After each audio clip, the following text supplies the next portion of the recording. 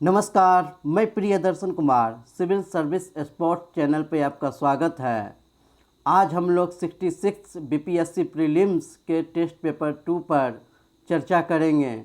आप लोग भी क्वेश्चन बनाने की कोशिश करें और खुद को चेक करें कि आपकी तैयारी कहाँ तक पहुँची है, उसमें कहाँ कमी रह गई, और इस प्रकार से अपना मूल्यांकन करें। तो चले अब हम लोग टेस्ट पेपर पर चर्चा शुरू करते हैं। हमारा पहला क्वेश्चन है, प्राचीन भारत में सिंचाई कर को कहते थे विदक भागम, हिरण्य, उदरंग, उपरनिका, इनमें से कोई नहीं या फिर एक से अधिक। तो हमारा आंसर होगा ऑप्शन ए, सिंचाई कर को विदक भागम कहा जाता था। हिरण्य जो था वह मौर्य काल में एक प्रकार का ये नगद कर था। उदरंग गुप्त काल में भूमि कर को कहा जाता था, जबकि उपरिका जो है वह भूमि पर अस्थायी और अस्थायी रूप से रहने वाले किसानों के लिए किया जाता था। हमारा नेक्स्ट क्वेश्चन है, निम्न में से कौन सुमेलित है? ए, हड़प्पा सभ्यता चित्रित लाल मृदभांड, बी, आर चित्रित धूसर मृदभांड, सी, कुषाण गांधार कला शैली, डी, मौर्य लोमस ऋषि गुफा मंदिर, ई, इनमें से कोई नहीं या फिर एक से अधिक। तो हमारा आंसर होगा ऑप्शन ई। देखें कि हड़प्पा सभ्यता चित्रित लाल मृदभांड ये भी सही है, मौर्य काल चित्रित धूसर मृदभांड यह भी सही है, और ऑप्शन डी लोमस ऋषि का गुफा मौर्य काल यह भी सही है। अब हमारा नेक्स्ट क्वेश्चन है, एलिफेंटा के प्राचीन स्मारक हैं बौद्ध, जैन, शैव, वैष्णव, इनमें से कोई नहीं या फिर एक से अधिक। तो दोस्तों हमारा आंसर हो जाएगा ऑप्शन ए भी सही है और ऑप्शन सी भी सही है, इसलिए हमारा आंसर हो जाएगा ऑप्शन ई, एक से अधिक। दोस्तों यह भी ध्यान दें कि एलिफेंटा में के गुफा का निर्माण जो है राष्ट्रकूट वंश के शासकों द्वारा करवाया गया था, और यहाँ से शिव की त्रिमूर्ति प्रतिमा भी यहाँ से प्राप्त हुई है। यह भी महत्वपूर्ण है, आप ध्यान में रखेंगे। हमारा नेक्स्ट क्वेश्चन है, पिछड़े वर्गों का उत्थान किसका मुख्य कार्यक्रम था? ए, प्रार्थना समाज, बी, सत्यशोधक समाज, सी, आर्य समाज, डी, रामकृष्ण मिशन। तो हमारा आंसर होगा ऑप्शन बी। देखिए, सत्यशोधक समाज की स्थापना जो है वह ज्योतिबा फुले द्वारा 1873 ईस्वी में की गई थी, और इनकी एक और प्रसिद्ध पुस्तक है ये गुलामगिरी, ध्यान रखेंगे, पूछा जा सकता है। उसके बाद देखें कि प्रार्थना समाज के जो संस्थापक थे वह आत्माराम पंडुरंग थे, और प्रार्थना समाज से ही एम.जी. रानाडे भी जुड़े हुए थे। हमारा नेक्स्ट क्वेश्चन है, 1906 में मिंटो से शिमला में मिले मुसलमानों के शिष्टमंडल ने प्रार्थना की। ए, मुसलमानों के लिए पृथक निर्वाचक वर्ग, बी, संयुक्त निर्वाचन वर्ग, सी, हिंदुओं को अधिक प्रतिनिधित्व देने के लिए, डी, मुसलमानों के मनोनयन के द्वारा विशेष प्रतिनिधित्व देने के लिए, ई, इनमें से कोई नहीं या फिर एक से अधिक। तो हमारा आंसर होगा ऑप्शन ई। और आप देखेंगे कि 1909 के अधिनियम के तहत जो है मुसलमानों के लिए जो है पृथक निर्वाचक मंडल की स्थापना की गई थी। और इसके अलावा आप यह भी जान लें कि ये जो है शिष्टमंडल ये आगा खां के नेतृत्व में मिलने के लिए 1 अक्टूबर 1906 को शिमला गए थे। इस समय जो है वहाँ ये तत्कालीन वायसराय मिंटो थे।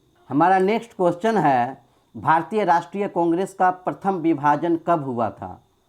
1906, 1905, 1907, 1908, और ऑप्शन ई, इनमें से कोई नहीं या फिर एक से अधिक। तो हमारा आंसर होगा ऑप्शन सी, 1907 में ये कांग्रेस में जो है पहली बार विभाजन हुआ था। यह जो विभाजन हुआ था इस विभाजन का कारण था कांग्रेस अध्यक्ष पद को लेकर जो है कांग्रेस में विभाजन हुआ। यहाँ पर देखें कि ये गरमपंथी सोच रहे थे कि लाला लाजपत राय को कांग्रेस का अध्यक्ष बनाया जाए, जबकि नरमपंथी का कहना था कि ये रास बिहारी बोस को अध्यक्ष बनाया जाए। और यह देखें कि कांग्रेस के बीच जो दरार जो है वह 1906 में ही ये तैयार हो गई थी, टकराव की स्थिति। और 1906 में आप देखेंगे 4 प्रस्ताव पेश होते हैं: स्वदेशी, बहिष्कार, राष्ट्रीय शिक्षा और स्वशासन। जबकि नरमपंथी इसका विरोध कर रहे थे। इसके बावजूद जो है गरमपंथी के दबाव में ये 4 प्रस्ताव ये पारित किए गए और दरार की जो शुरुआत होती है वह 1906 से ही होती है। और एक चीज़ इसी संदर्भ में और ध्यान रखेंगे, 1906 में जो है कांग्रेस अधिवेशन की अध्यक्षता दादा भाई नौरोजी ने किया था, और यही कारण था कि 1906 में जो है कांग्रेस का विभाजन नहीं हो पाया। ध्यान रखेंगे, पूछा जा सकता है। हमारा नेक्स्ट क्वेश्चन है, निम्न में से कौन सुमेलित हैं? Leader Madan Mohan Malviya, B Bombay Chronicle Firoz Shah Mehta, C दैनिक Aaj Shiv Prasad Gupt, D the Pioneer George Allen, E इनमें से कोई नहीं, फिर एक से अधिक। तो हमारा आंसर होगा ऑप्शन ई, एक से अधिक। देखें, ये ऑप्शन ए भी सही है। लीडर जो है मदन मोहन मालवीय के द्वारा निकाला गया था, इसके संपादक थे, जबकि बॉम्बे क्रॉनिकल के फिरोज शाह मेहता थे, और ये दैनिक आज के शिव प्रसाद गुप्त थे, जबकि द पायनियर के जॉर्ज एलन थे। इस प्रकार जो हमारा चारों आंसर सही है, इसलिए हमारा जो आंसर होगा वह एक से अधिक ऑप्शन ई होगा। हमारा नेक्स्ट क्वेश्चन है, निम्न में से कौन क्रांतिकारी काकोरी षड्यंत्र कांड में फांसी की सज़ा से बच गया था? तो ये ऑप्शन ए है अशफाकुल्ला खां, बी है राजेंद्र लाहेरी, सी है राम प्रसाद बिस्मिल, डी है चंद्रशेखर आज़ाद, ई है इनमें से कोई नहीं, फिर एक से अधिक। तो हमारा आंसर होगा ऑप्शन डी। इस संदर्भ में कुछ चीज़ें और ध्यान रख लें। ये 9 अगस्त 1925 को जो है काकोरी कांड हुआ था, और इस कांड में जो है रेलगाड़ी से सरकारी खजाना इन लोगों के द्वारा लूट लिया गया था। और इस काकोरी कांड में जो है राम प्रसाद बिस्मिल, रोशन लाल, ये लाहेरी, अशफाकुल्ला खां आदि को फांसी की सज़ा दी गई थी, जबकि चंद्रशेखर आज़ाद जो है इससे बच निकले थे। हमारा नेक्स्ट क्वेश्चन है कि अंग्रेजी भारतीय सेना में चर्बी वाले कारतूसों से चलने वाली एनफील्ड राइफल कब शामिल की गई थी? नवंबर 1856, दिसंबर 1856, जनवरी 1857, उसके बाद है फरवरी 1857, और ऑप्शन ई है इनमें से कोई नहीं या फिर एक से अधिक।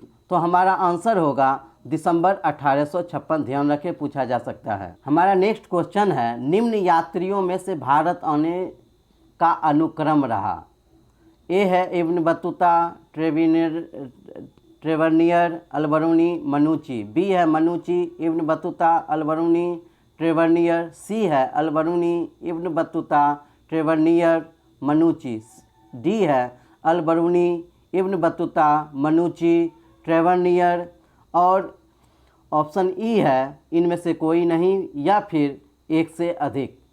तो मित्रों हमारा आंसर होगा option C, Alberuni, Ibn Battuta, Tavernier और मनुची। देखें कि अलबरूनी जो है 1000 ईस्वी के आसपास मोहम्मद गजनवी के साथ भारत आता है, जबकि इब्न बतूता 1833 में मोहम्मद बिन तुगलक के शासनकाल में भारत आते हैं, और ट्रेवर्नियर 1638 में शाहजहां के शासनकाल में भारत आते हैं, जबकि मनुची जो है वह 1653 में दारा शिकोह के शासनकाल में भारत आते हैं। तो ध्यान रखें, आपसे पूछा जा सकता है। हमारा नेक्स्ट क्वेश्चन है, भारतीय संविधान में परिसंघ के लक्षण हैं? ए संघ एवं राज्यों में शक्तियों का विभाजन, बी संविधान की सर्वोच्चता, सी स्वतंत्र न्यायपालिका, डी एकल नागरिकता, ई इनमें से कोई नहीं या फिर एक से अधिक। तो देखें ऑप्शन ए भी सही है, संघ एवं राज्यों में शक्तियों का विभाजन। ऑप्शन बी भी सही है, संविधान की सर्वोच्चता। ऑप्शन सी भी सही है, स्वतंत्र न्यायपालिका।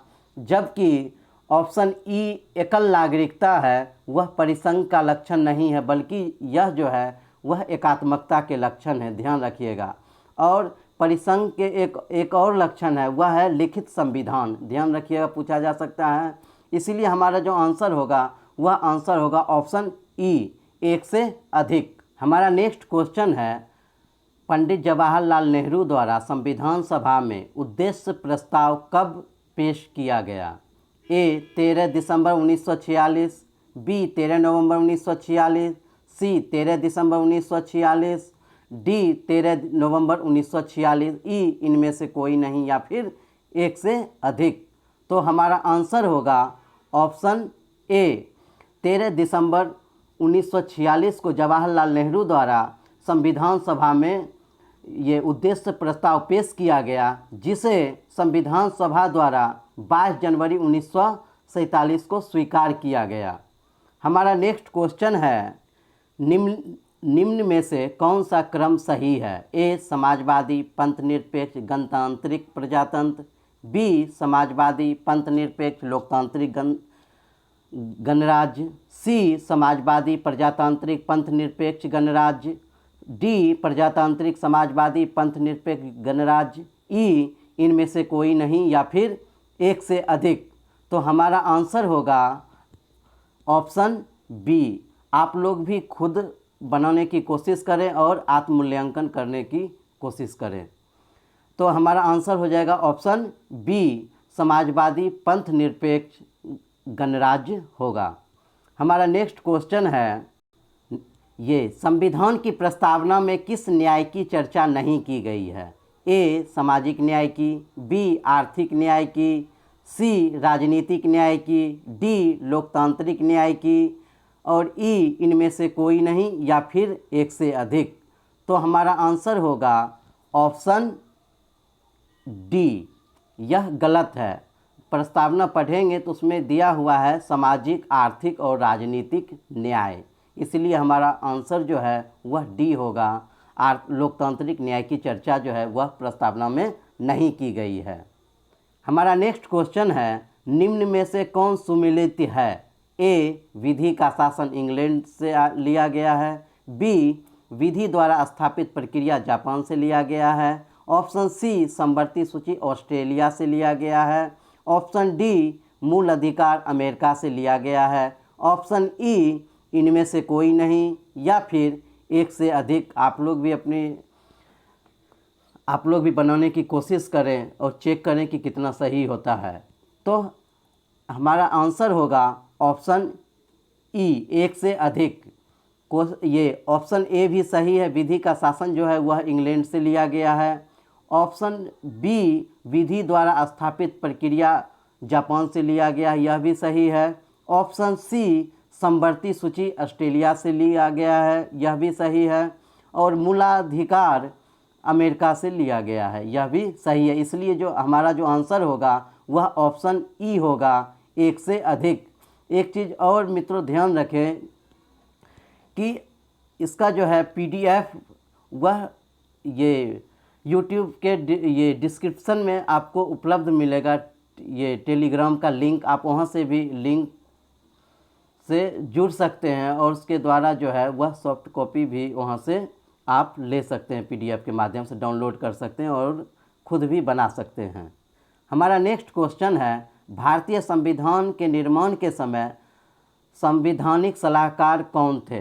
Doctor B R. Ambedkar, K M. Munshi, B N. Rao, doctor Rajendra Prasad, इनमें से कोई नहीं या फिर एक से अधिक। तो हमारा आंसर होगा ऑप्शन बी, बी.एन. राव। देखें कि डॉक्टर बी.आर. अम्बेडकर जो हैं वह प्रारूप समिति के अध्यक्ष थे, जबकि के.एम. मुंशी, इसके अलावे जो है कृष्णा स्वामी अय्यर, बी.एल. मित्र, डी.पी. खेतान, टी.टी. कृष्णमाचारी, मोहम्मद सादुल्लाह खां आदि ये जो थे वह प्रारूप समिति के सदस्य थे। ध्यान रखेंगे, पूछा जा सकता है। और जहाँ तक डी का बात है, डॉक्टर राजेंद्र प्रसाद वह जो हैं वे संविधान सभा के अस्थाई अध्यक्ष थे। इसलिए हमारा जो आंसर होगा वह ऑप्शन सी होगा, ये BN राव। नेक्स्ट क्वेश्चन है, भारतीय संविधान सभा की स्थापना की गई थी। ए 22 जुलाई 1947, बी 9 दिसंबर 1946, सी 11 दिसंबर 1946, डी 26 नवंबर 1949, ई इनमें से कोई नहीं, या फिर एक से अधिक।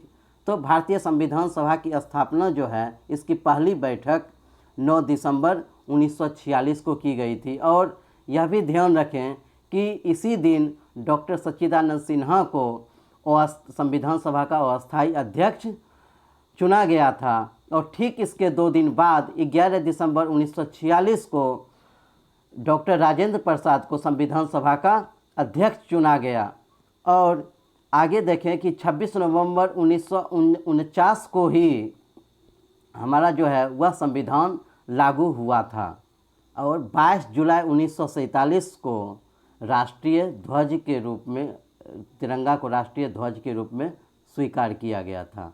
अब हमारा नेक्स्ट क्वेश्चन है कि निम्न में से कौन सा कथन संविधान सभा के बारे में सही नहीं है। ए, इसने बड़ी संख्या में समितियों की मदद से काम किया, उनमें से प्रारूप समिति सबसे महत्वपूर्ण थी। बी, अल्पसंख्यक समुदाय जैसे ईसाई, एंग्लो इंडियन, पारसियों को सभी में पर्याप्त प्रतिनिधित्व दिया गया। सी, इसका निर्वाचन सार्वभौमिक व्यस्क मताधिकार के आधार पर किया गया। ऑप्शन डी, इसकी चुनाव प्रक्रिया 1935 के अधिनियम के 6वीं अनुसूची पर आधारित थी।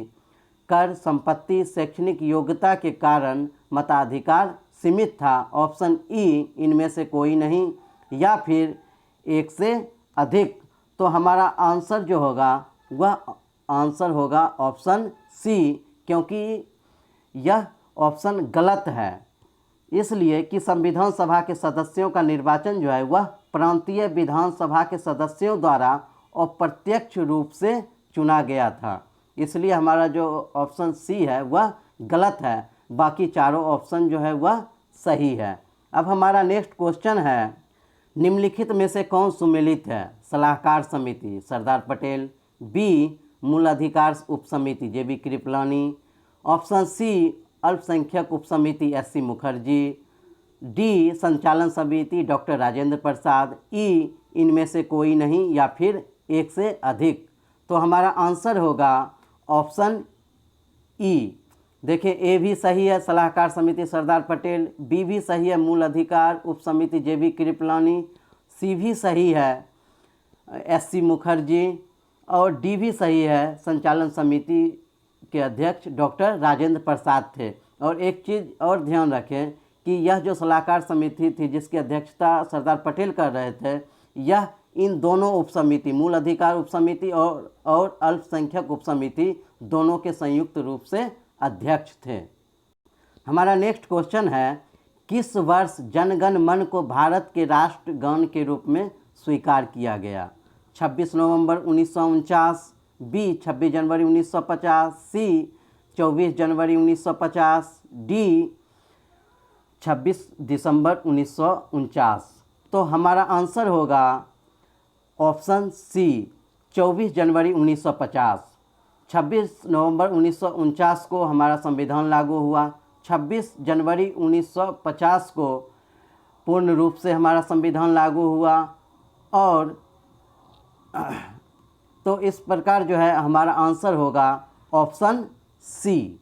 हमारा नेक्स्ट क्वेश्चन है, निम्न कथनों पर विचार कीजिए। ए, असम भूटान और बांग्लादेश की सीमाओं से लगा हुआ है। बी, पश्चिम बंगाल भूटान तथा नेपाल की सीमाओं से लगा हुआ है। ऑप्शन सी, मिजोरम बांग्लादेश तथा म्यांमार की सीमा से लगा हुआ है।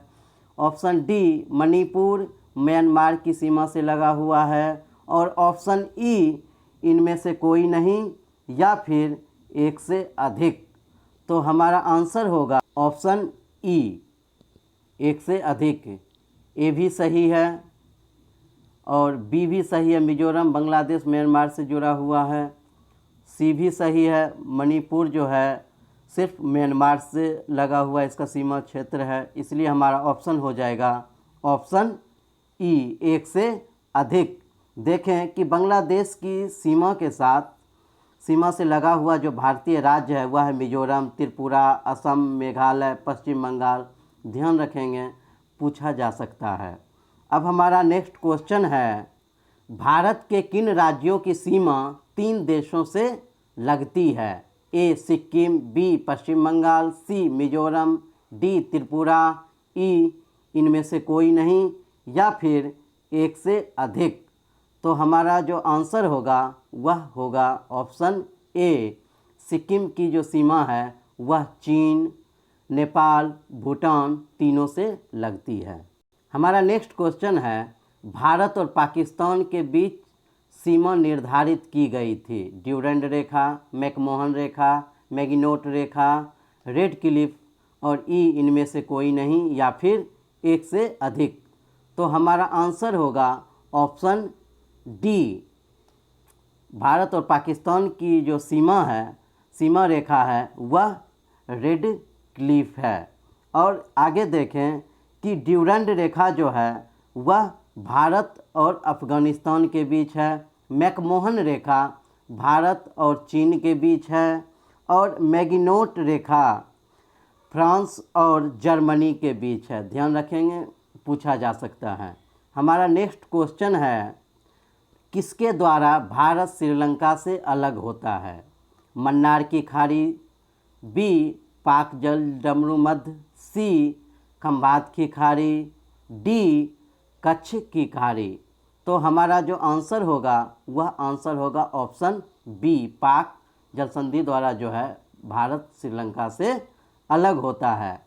खंभात की खाड़ी ये तो है, आपको हो जाएगा गुजरात के पास अरब सागर में। उसके बाद है कच्छ की खाड़ी, यह भी आपको कहाँ है तो गुजरात में है। जबकि अगर हम मन्नार की खाड़ी की बात करें तो ये आपको इंडोनेशिया के बीच है। हमारा नेक्स्ट क्वेश्चन है, यदि हिमालय पर्वत श्रेणियाँ नहीं होती तो भारत पर सर्वाधिक संभाव्य भौगोलिक प्रभाव क्या होता? ए देश के अधिकांश भाग में साइबेरिया से आने वाली शीत लहरों का अनुभव होता, बी सिंधु गंगा मैदान इतनी विस्तृत जलोढ़ मृदा से वंचित होता, सी मानसून का प्रतिरूप वर्तमान प्रतिरूप से भिन्न होता, डी ए और सी दोनों सही है, ई इनमें से कोई नहीं, या फिर एक से अधिक। आप लोग भी खुद को चेक करें आपकी तैयारी कैसी है, और इसके ज़रिए जो कमी रह गई है तैयारी में आप उसे ठीक कर सकते हैं। तो हमारा जो आंसर होगा वह ऑप्शन ई होगा, एक से अधिक। ए भी सही है, देश के अधिकांश में साइबेरिया से आने वाली शीत लहरों का अनुभव होता है। बी भी सही है, सिंधु गंगा मैदान जो है इसका जो जलोढ़ मैदान है वह इतना विस्तृत नहीं होता। और सी भी सही है, मानसून का प्रतिरूप जो है जो वर्तमान में वह नहीं होता। तो इसलिए हमारा आंसर जो होगा वह ऑप्शन ई होगा, एक से अधिक। नेक्स्ट है, निम्नलिखित पर ये भारत में भू आकारों की रचना के संबंध में निम्नलिखित पर मनन कीजिए। ठीक है, ऑप्शन ए कह रहा है, संरचनात्मक दृष्टि से मेघालय पठार दक्कन पठार का ही विस्तारित भाग है। नेक्स्ट कह रहा है, कश्मीर घाटी की रचना एक समभिन्नति में हुई है। ऑप्शन सी कह रहा है कि गंगा के मैदान की रचना एक अग्र गर्त में हुई है। और ऑप्शन डी कह रहा है, ये हिमालय की उत्पत्ति जो है वह भारतीय प्लेट, यूरोपीय प्लेट तथा चीनी प्लेट के त्रिकोणीय अभिसरण के फलस्वरूप हुई है। ऑप्शन ई कह रहा है, इनमें से कोई नहीं, या फिर एक से अधिक।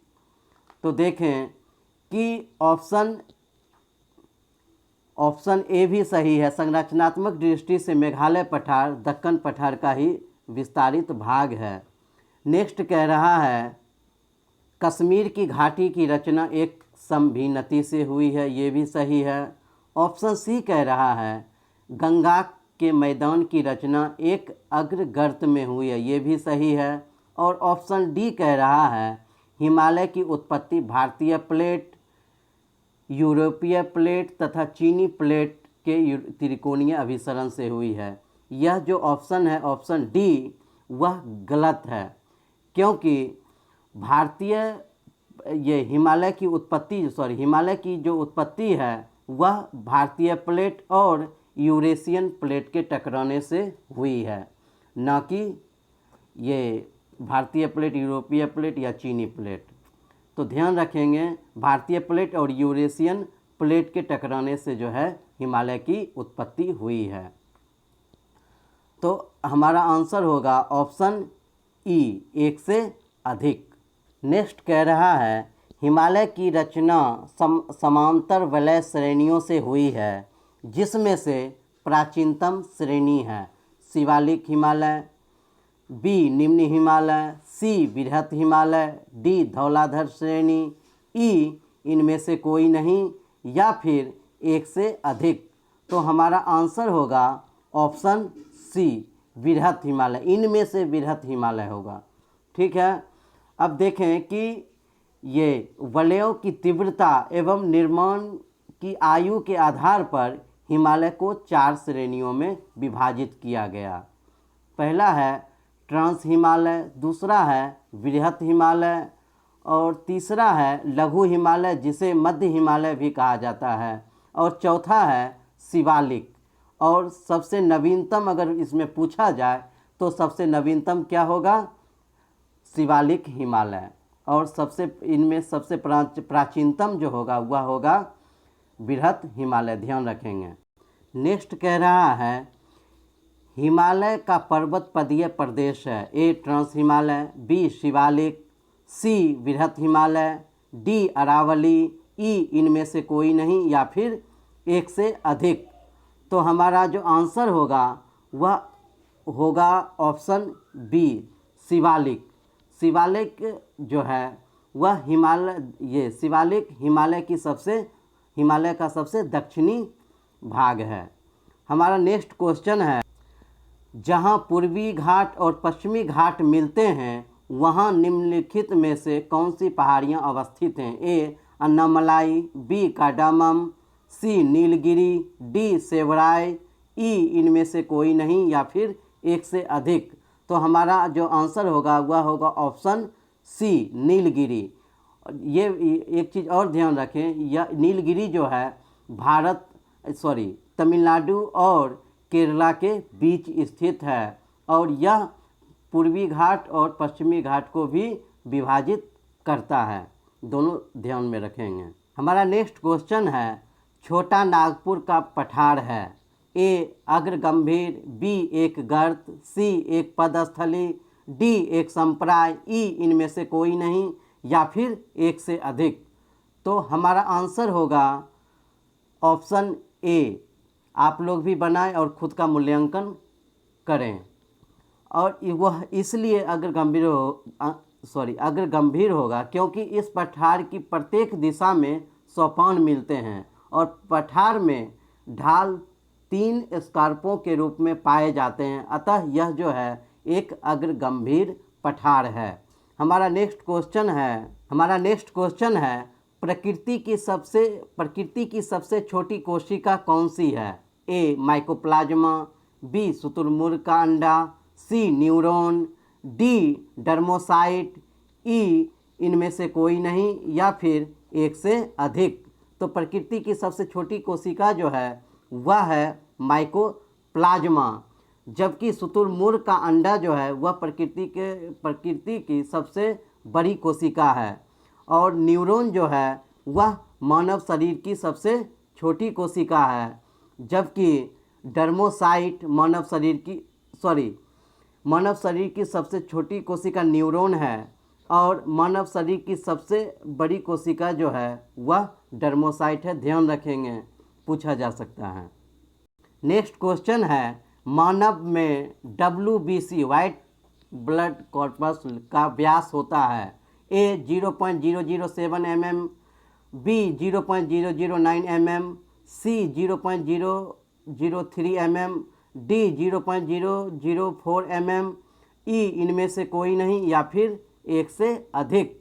तो हमारा आंसर होगा ऑप्शन ए 0.007 mm। हमारा नेक्स्ट क्वेश्चन है, निम्नलिखित में से कौन सही सुमेलित है? कोबाल्ट 60 कैंसर के इलाज के लिए, आयोडीन 131 ब्रेन ट्यूमर के इलाज के लिए, ऑप्शन सी आर्सेनिक 74 त्वचा संबंधी इलाज के लिए, ऑप्शन डी लेजर बीम मोतियाबिंद के इलाज के लिए, ऑप्शन ई इनमें से कोई नहीं या फिर एक से अधिक। आप लोग भी खुद से बनाने की कोशिश करें और चेक करें कितना सही करते हैं। तो हमारा जो आंसर होगा वह आंसर होगा ऑप्शन ई कोबाल्ट 60 कैंसर के इलाज के लिए, यह भी सही है। आयोडीन 131 ब्रेन ट्यूमर के इलाज के लिए, यह भी सही है। आर्सेनिक 74 त्वचा संबंधी इलाज के लिए, यह भी सही है। लेजर बीम मोतियाबिंद के इलाज के लिए, यह भी सही है। इसका मतलब ए, बी, सी और डी चारों हमारा ऑप्शन सही है, इसलिए हम जो हमारा आंसर होगा वह हमारा आंसर होगा ऑप्शन ई एक से अधिक। हमारा नेक्स्ट क्वेश्चन है, पोटासियम ब्रोमाइड का उपयोग किया जाता है? ए कैंसर के इलाज के लिए, बी थायराइड के इलाज के लिए, सी मिर्गी के इलाज के लिए, डी खून के थक्के का पता लगाने के लिए, ई इनमें से कोई नहीं या फिर एक से अधिक। तो हमारा आंसर होगा ऑप्शन सी मिर्गी के इलाज के लिए पोटेशियम ब्रोमाइड का उपयोग किया जाता है, जबकि ये सोडियम 24 का इलाज जो है वह खून के थक्के का पता लगाने के लिए किया जाता है, ध्यान में रखें। हमारा नेक्स्ट क्वेश्चन है, निम्नलिखित में से कौन सही नहीं है? मेरेस्मस प्रोटीन की कमी से होने वाली बीमारी है, क्वाशियोरकर दीर्घकालीन उपवास से होने वाली बीमारी है, option C hepatitis B virus से होने वाली बीमारी है, और ऑप्शन डी कीवी नहीं टीवी होगा, सॉरी माफ़ी चाहते हैं, टीवी जो है वह वायरस से होने वाली बीमारी है, ई इनमें से कोई नहीं या फिर एक से अधिक। तो देखें, मेरेस्मस प्रोटीन की कमी से होने वाली बीमारी है, बिल्कुल सही है। क्वाशियोरकर दीर्घकालीन उपवास से होने वाली बीमारी है, यह भी सही है। हेपेटाइटिस बी वायरस से होने वाली बीमारी है, यह भी सही है। जबकि ऑप्शन डी जो है वह गलत है, टीबी जो है वह बैक्टीरिया से होने वाली बीमारी है, ध्यान रखेंगे। नेक्स्ट है, निम्न रक्तचाप होता है? ए कैल्शियम की कमी से, बी पोटासियम की कमी से, सी सोडियम की कमी से, डी क्लोरीन की कमी से, ई इनमें से कोई नहीं या फिर एक से अधिक। चेक करें कि इसका आंसर क्या होगा, आप खुद से भी बनाने की कोशिश करें। तो देखें, हमारा आंसर होगा ऑप्शन बी पोटासियम की कमी से हमारा ये जो है निम्न रक्तचाप हो जाए, लो ब्लड प्रेशर। ठीक है। हमारा नेक्स्ट क्वेश्चन है, बैरोमीटर के पाठ्यांक का अचानक नीचे गिरना क्या सूचित करता है? ए आंधी आने का, बी वर्षा होने का, सी वातावरण का तापमान स्थिर होने का, डी ए और बी दोनों सही है, ई इनमें से कोई नहीं या फिर एक से अधिक। आप भी बनाने की कोशिश करें। तो हमारा आंसर होगा ऑप्शन ए, बैरोमीटर का जो पाठ्यांक है अचानक नीचे गिरता है, तो इसका मतलब है आंधी आने वाली है। और जब बैरोमीटर का पाठ्यांक जो है वह धीरे धीरे नीचे गिरता है, इसका मतलब है कि बारिश होने वाली है। नेक्स्ट है, यदि पृथ्वी अपनी वर्तमान कोणीय चाल से 17 गुना अधिक चाल से घूमने लगे तो भूमध्य रेखा पर रखी वस्तु का भार होगा? ए 0, बी 2 गुना बढ़ जाएगा, सी 4 गुना बढ़ जाएगा, डी कोई फर्क नहीं पड़ेगा, ऑप्शन ई इनमें से कोई नहीं या फिर एक से अधिक। तो हमारा जो आंसर होगा वह होगा ऑप्शन ए 0 होगा, हमारा नेक्स्ट क्वेश्चन है, प्रकाश रासायनिक धूम कोहरा के अवयव हैं। ए ओजोन, बी नाइट्रिक ऑक्साइड, सी एक्रोलीन, डी फॉर्मल्डिहाइड, ई इनमें से कोई नहीं या फिर एक से अधिक। आप भी चेक करें कि कौन सा सही है। तो हमारा जो आंसर होगा वह होगा ऑप्शन ई, एक से अधिक। ओजोन भी सही है, नाइट्रिक ऑक्साइड भी सही है, एक्रोलीन भी सही है, फॉर्मल्डिहाइड भी सही है। अब हमारा नेक्स्ट क्वेश्चन है, बायोगैस के संबंध में कौन सा कथन सत्य है। ए इसमें मीथेन, कार्बन डाइऑक्साइड, हाइड्रोजन होता है। बी इनका निर्माण पशु अपशिष्ट के अवायवीय निम्नीकरण से होता है। सी बायोगैस गैर प्रदूषणकारी गैस है। डी यह ईंधन और खाद दोनों प्रदान करती है। ई इनमें से कोई नहीं या फिर एक से अधिक। खुद भी बनाने की कोशिश करें। तो हमारा आंसर होगा ऑप्शन ई। इसमें मीथेन, कार्बन डाइऑक्साइड, हाइड्रोजन होता है, यह भी सही है। बी इनका निर्माण पशु अपशिष्ट के अवायवीय निम्नीकरण से होता है। आप गांव घर में देख सकते हैं कि गोबर गैस का कैसे निर्माण किया जाता है। सी और बायोगैस गैर प्रदूषणकारी गैस है, यह भी सही है। और डी या ईंधन और खाद दोनों के रूप में प्रयोग किया जाता है, यह भी सही है। तो चारों ऑप्शन सही है। आप देखेंगे कि गोबर गैस का जो है इसके द्वारा बिजली भी पैदा की जाती है। नेक्स्ट क्वेश्चन है, बिहार का क्रमशः सबसे अधिक और सबसे कम जनसंख्या घनत्व वाला जिला है। ए शिवहर और कैमूर, बी शिवहर और जहानाबाद, सी गया और नवादा, डी पटना और कैमूर, ई इनमें से कोई नहीं या फिर एक से अधिक। तो जो हमारा जो आंसर होगा वह होगा ऑप्शन ए, शिवहर सबसे अधिक जनसंख्या घनत्व वाला, जबकि कैमूर सबसे कम जनसंख्या घनत्व वाला बिहार का जिला है। नेक्स्ट क्वेश्चन है, बिहार का क्रमशः सबसे अधिक और सबसे कम साक्षरता वाला जिला कौन सा है। ए रोहतास और पटना, बी पटना और रोहतास, सी रोहतास और पूर्णिया, डी पटना और पूर्णिया, ई इनमें से कोई नहीं या फिर एक से अधिक। तो हमारा जो आंसर होगा वह होगा ऑप्शन सी, रोहतास सबसे अधिक साक्षरता वाला, जबकि पूर्णिया जो है वह सबसे कम साक्षरता वाला जिला है। ध्यान रखेंगे। हमारा नेक्स्ट क्वेश्चन है, बिहार में सर्वाधिक रेशम उत्पादन करने वाला जिला है। टसर रेशम, ध्यान रखेंगे। बिहार में सर्वाधिक रेशम उत्पादन करने वाला जिला कौन सा है। नवादा, बी भागलपुर, सी बिहार शरीफ, डी बिहटा, ई इनमें से कोई नहीं या फिर एक से अधिक। तो हमारा जो आंसर होगा वह होगा ऑप्शन बी भागलपुर, और इसके अलावे गया भी है। ध्यान रखिएगा, दोनों में से कोई भी विकल्प में डाला जा सकता है। नेक्स्ट है, बिहार के किस पक्षी विहार में साइबेरियाई पक्षी प्रवास के लिए आते हैं। कंवर पक्षी विहार ए, बी है कुशेश्वर पक्षी विहार, सी है बक्सर पक्षी विहार, डी है बी और सी दोनों, ई है इनमें से कोई नहीं या फिर एक से अधिक। खुद भी कोशिश करें बनाने की। तो हमारा जो आंसर होगा वह होगा ऑप्शन ई। देखें कि ऑप्शन ए भी सही है, कंवर पक्षी विहार, और ऑप्शन बी भी सही है। इसीलिए हमारा आंसर होगा ऑप्शन ई, एक से अधिक। एक चीज़ और ध्यान रखें कि कंवर पक्षी विहार जो है वह बेगूसराय में है। ध्यान रखेंगे, बेगूसराय में है। और जबकि कुशेश्वर पक्षी विहार जो है वह दरभंगा में है।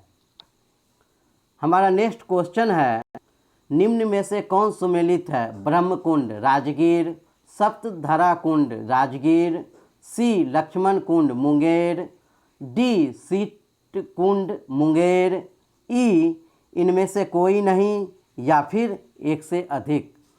तो देखें बनाकर खुद से भी। तो हमारा आंसर होगा ऑप्शन ई, ब्रह्मकुंड राजगीर, ये भी सही है। सप्तधरा कुंड राजगीर, यह भी सही है। लक्ष्मण कुंड मुंगेर, यह भी सही है। ये डी शीत कुंड नहीं, सीता कुंड होगा, सीता कुंड मुंगेर में, यह भी सही है। इसलिए ए बी सी और डी चारों ऑप्शन सही है। इसीलिए हमारा जो आंसर होगा वह होगा ऑप्शन ई, एक से अधिक। नेक्स्ट क्वेश्चन है, बिहार के किस ट्रांसजेंडर को देश में पहली बार विधानसभा चुनाव के लिए पीठासीन अधिकारी बनाया गया है? ए मोना सिंह, बी अनामिका यादव, सी रानी कुमारी, डी गुंजन सिंह, ई इनमें से कोई नहीं या फिर एक से अधिक। तो हमारा आंसर होगा ऑप्शन ए, मोना सिंह। यह मोना सिंह पटना की रहने वाली हैं और केनरा बैंक की अधिकारी भी हैं, ध्यान रखेंगे। नेक्स्ट क्वेश्चन है कि फॉर्म 12D है। ए मतदाता सूची में नाम जोड़ने से संबंधित, बी डिजिटल वोटिंग से संबंधित, सी चुनाव में नॉमिनेशन हेतु ऑनलाइन पोर्टल से संबंधित, डी पोस्टल बैलेट से संबंधित, ई इनमें से कोई नहीं या फिर एक से अधिक। तो हमारा जो आंसर होगा वह होगा ऑप्शन डी, पोस्टल बैलेट से संबंधित। और यह जो है शुरू किया गया है विशेष करके 80 साल से अधिक उम्र वाले व्यक्ति या दिव्यांग व्यक्ति या कोरोना पॉजिटिव व्यक्ति के लिए। इसके ये फॉर्म 12D जो है वह भरकर निर्वाचन अधिकारी के पास जो है वह जमा करके और इसके द्वारा जो है अपना मत का प्रयोग कर सकते हैं। नेक्स्ट है, बिहार के किस जिले के सभी मतदान केंद्रों पर चुनावी पाठशाला और निर्वाचन साक्षरता क्लब का आयोजन किया जाएगा? Option A Begusarai, option B Hajipur, option C Muzaffarpur, option D Patna, option E इनमें से कोई नहीं या फिर एक से अधिक। तो हमारा जो आंसर होगा वह ऑप्शन डी होगा, पटना।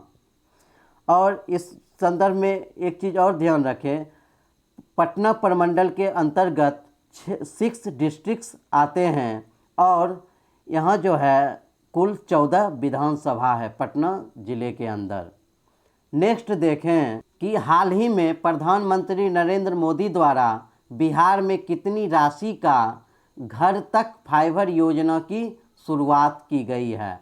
ए 8,000 करोड़, बी 10,000 करोड़, सी 14,000 करोड़, डी 16,000 करोड़ और ई इनमें से कोई नहीं या फिर एक से अधिक। तो हमारा जो आंसर होगा वह होगा ऑप्शन सी, 14,000 करोड़। और इसके अंतर्गत जो है बिहार के 45,545 गाँवों को ऑप्टिकल फाइबर से जोड़ा गया है और यह जो है भारत नेट योजना के तहत शुरू किया गया है और सरकार का लक्ष्य है कि इस योजना को जो है 100 दिनों के अंदर पूरा कर लिया जाएगा। हमारा नेक्स्ट क्वेश्चन है, देश का पहला मॉडल न्यूट्रिशनल गांव कुकरी बिगहा बिहार के किस जिले में स्थित है? ए भागलपुर, बी पटना, सी नालंदा, डी हाजीपुर, ई इनमें से कोई नहीं या फिर एक से अधिक। तो हमारा जो आंसर होगा वह होगा ऑप्शन ए भागलपुर। देखें कि बायोफोर्टिफाइड बीज से पोषण युक्त खेती की शुरुआत जो है वह यहीं से की गई है और इसका जो है उद्घाटन कृषि मंत्री प्रेम कुमार ने किया। हमारा जो नेक्स्ट क्वेश्चन है वह है, किस राज्य सरकार के साथ गूगल ने स्कूल शिक्षा में डिजिटल उपकरण पेश करने के लिए साझेदारी की घोषणा की है? Option A Delhi, option B Bihar, option C Maharashtra, option D Rajasthan, option E इनमें से कोई नहीं या फिर एक से अधिक। तो हमारा आंसर होगा ऑप्शन सी, ध्यान रखेंगे। नेक्स्ट क्वेश्चन है, हाल ही में भारत के राज्य में कबक पार्क की स्थापना की गई है कहाँ? उत्तराखंड, बी हिमाचल प्रदेश, सी बिहार, डी सिक्किम, ई इनमें से कोई नहीं या फिर एक से अधिक। तो हमारा आंसर होगा ऑप्शन ए, उत्तराखंड। देखें कि कबक का जो है यूज जो है वह औषधि या फिर इत्र बनाने में किया जाता है और यह हिमालय की पहाड़ियों पर ही विशेषकर पाई जाती है। इसीलिए कॉमन सेंस के आधार पर भी आप इसका आंसर लगा सकते हैं और ध्यान में भी रख सकते हैं।